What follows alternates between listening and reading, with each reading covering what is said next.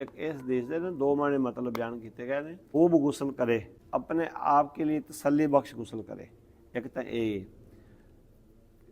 अपनी अहलिया भी गुसल का सबब बना लवे, फर्जी गुसल हो जाए, खुशबू लगा के सफेद वर्दी पहन के मिसवाक करके बावजू हो के मस्जिद आ जाए, ताकि फिक्री तौर पर पाक हो, नज़रियाती तौर पर पाक हो। तो यह फायदा होगा कि इबादत उन्होंने हिजान शाहवानी वो खत्म हो जाएगा, उन्हें तसल्ली नाल नमाज पढ़े खुतबा सुने ना, ए इल्लत इन्नी ये एजाज दोवां हासिल हो जाएगा खामन बीवी ने।